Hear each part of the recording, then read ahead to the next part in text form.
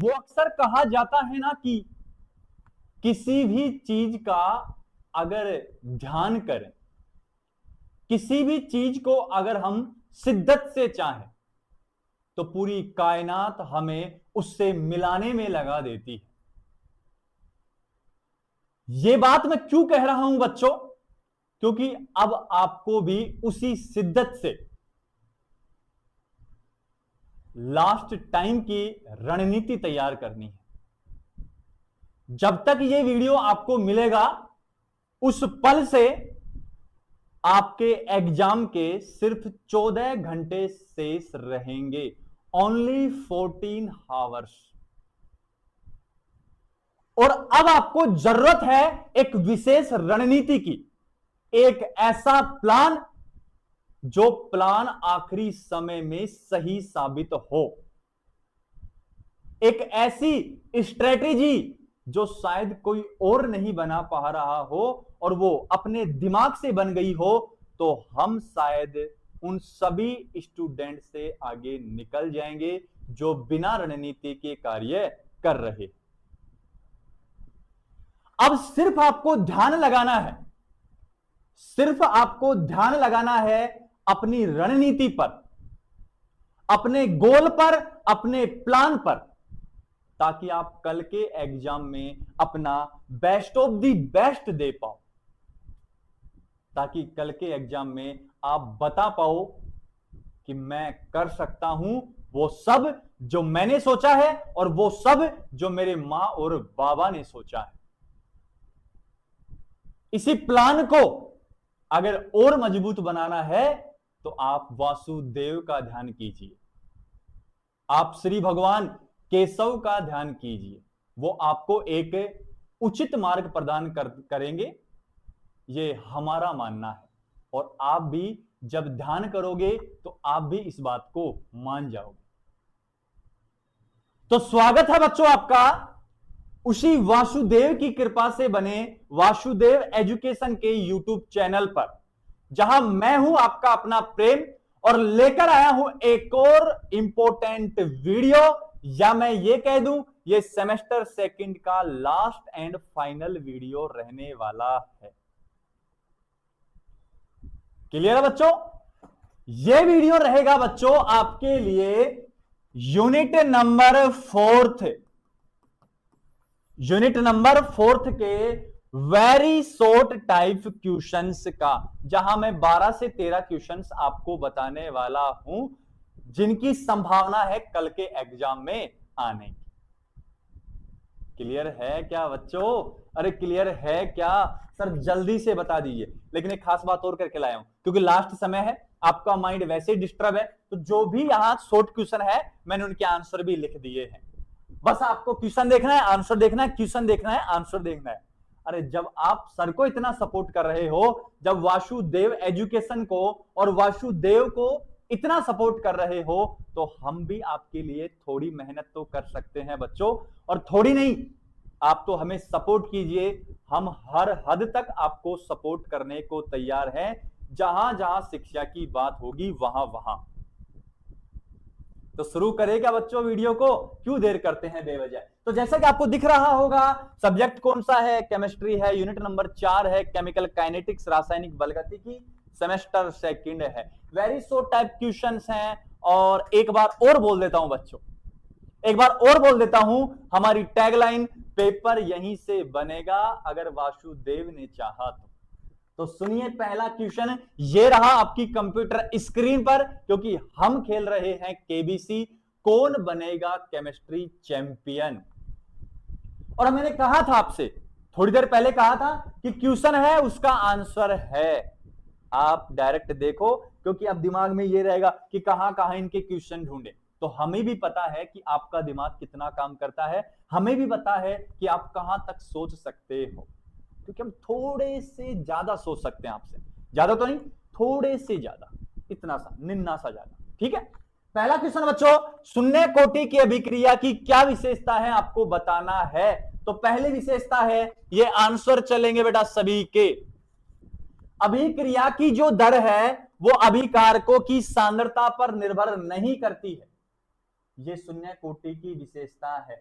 साथ के साथ वेग स्थिरांक का जो मात्रक है वो है mole litre inverse second inverse.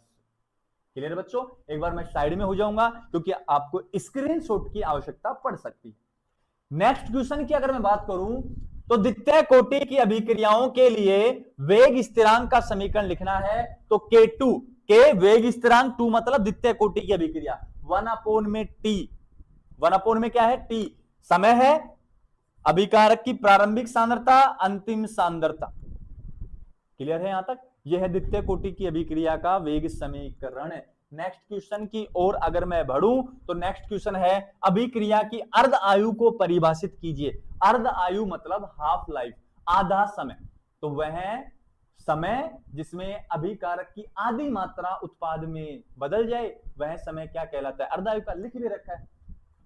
किसी रासायनिक अभिक्रिया की अर्धायु वह समय होता है जिसमें अभिकारक की प्रारंभिक सांद्रता का आधा भाग उत्पाद में बदल जाता है। क्या कहलाता है? अर्ध आयु काल कहलाता है। क्लियर है बच्चों? इसको अगर और देखना चाहो तो आप लिख सकते हो, मैटर बढ़ा सकते हो कि अर्ध आयु काल को टी हाफ से दर्शाया जाता है। क्लियर है यहां तक? नेक्स्ट अगर क्वेश्चन की ओर मैं बढ़ूं तो अभिक्रिया की दर को, अभिक्रिया के वेग को परिभाषित करना है तो किसी रासायनिक अभिक्रिया की दर वह मात्रा होती है जिसमें अभिकारकों की सांद्रता में कमी, क्योंकि अभिकारक की सांद्रता धीरे धीरे समय के साथ घटती है, साथ ही साथ उत्पाद की सांद्रता धीरे धीरे समय के साथ बढ़ती है। इस बात का आपको ध्यान रखना होता है। समय वृद्धि इकाई समय में होती है, क्या कहलाता है? दर। बोल के बता दूं, किसी रासायनिक अभिक्रिया की दर वह मात्रा होती है जिसमें अभिकारकों की सांद्रता में कमी तथा उत्पादों की सांद्रता में वृद्धि इकाई समय में होती है, अभिक्रिया दर कहलाती है। क्लियर है बच्चों? नेक्स्ट क्वेश्चन की अगर और बढ़ूं मैं तो नेक्स्ट है अभिक्रिया की कोटि क्या होती है? तो मैंने लिखा है अभिकारकों की सांद्रता पदों की घातों का योग क्या कहलाता है? कोटि।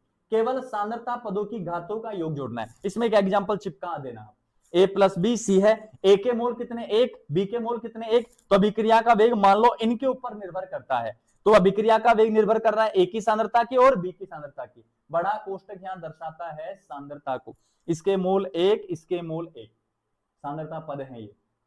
कोटि घातों को जोड़ना, 1 प्लस 1 2 हो गया।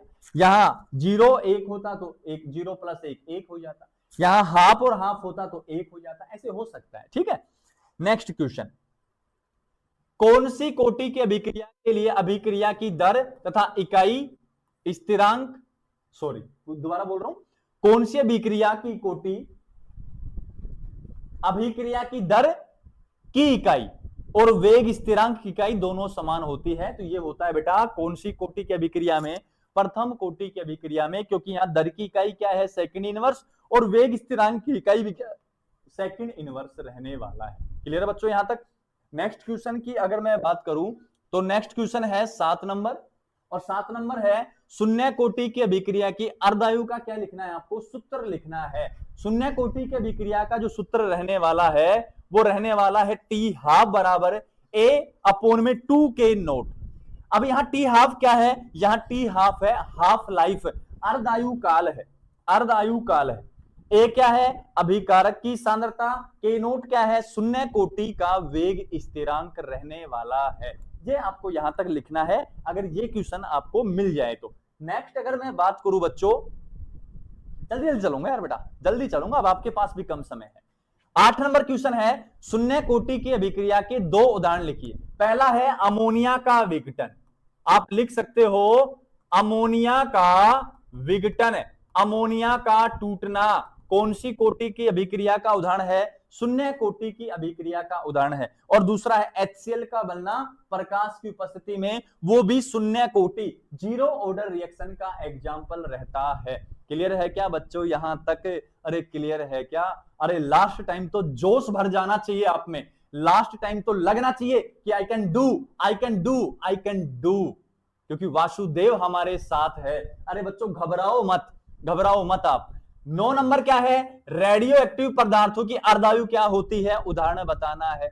सेम बात वही है बस। अब यहां क्या होता है? रेडियो एक्टिव पदार्थों का धीरे धीरे क्षय होता है, विघटन होता है। वहां अभिकारक की मात्रा उत्पाद में बदलती है, यहाँ रेडियो एक्टिव पदार्थों का विघटन होता है, वही लिखा है।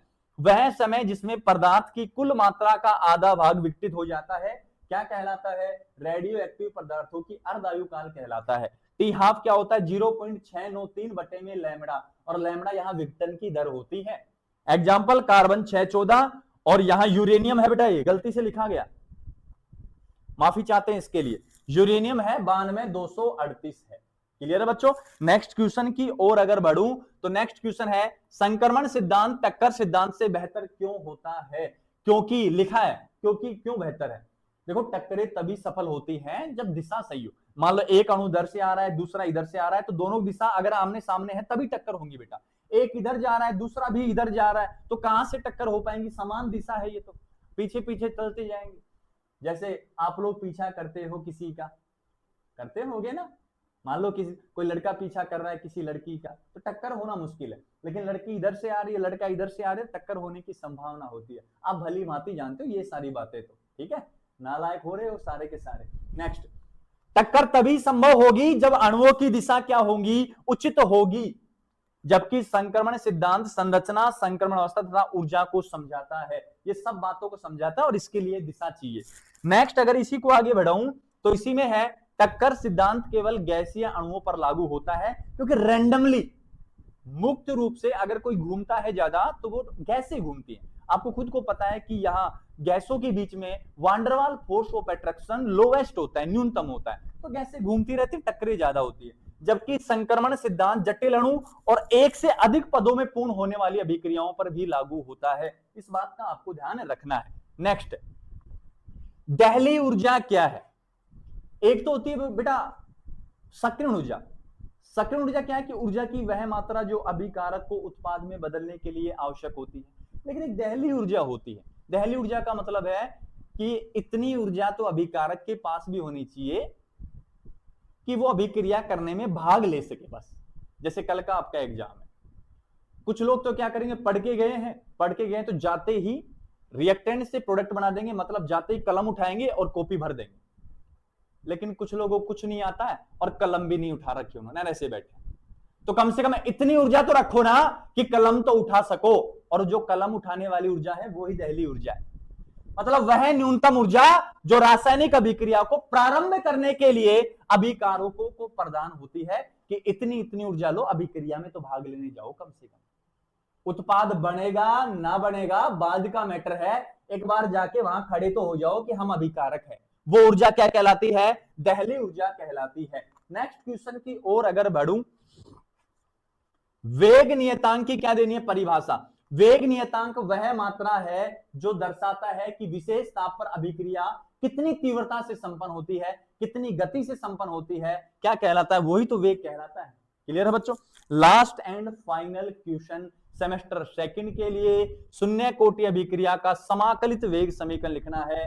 के नोट माइनस मतलब कमी को दर्शा रहा है, डी मतलब परिवर्तन को, ए मतलब अभिकारक की सांद्रता। अभिकारक की सांद्रता में परिवर्तन और डी माइनस दर्शा रहा है, धीरे धीरे मात्रा घट रही है। किसके साथ? समय के साथ।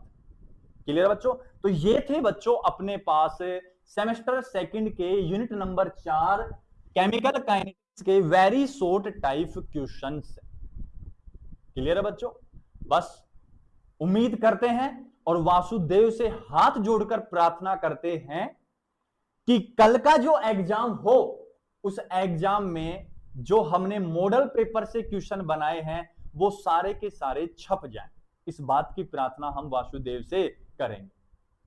बस हम चाहते हैं कि आपका भी एग्जाम अच्छा हो और आपका विश्वास भी हमारे ऊपर बना रहे।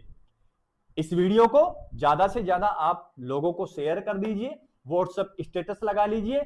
चैनल पर नए हैं तो पहले सब्सक्राइब कर लो, बेल आइकन को प्रेस कर लो और वीडियो को लाइक करना, और कमेंट सेक्शन में लास्ट टाइम है बच्चों वासुदेव सर्वम इति लिखना मत भूलना, क्योंकि आपकी किस्मत को बदल सकता है। किस्मत को जो बदल सकता है वो वासुदेव ही है। अब ज्यादा समय वेस्ट नहीं करना है और नाइट लेट तक आपको पढ़ना है। किसी प्रकार की कोई दिक्कत हो तो दिए गए व्हाट्सएप नंबर पर आप हमसे जुड़ सकते हैं। क्लियर है बच्चों? तब तक आप हंसते रहिए, मुस्कुराते रहिए और मौज नहीं करनी है, केवल पढ़ना है।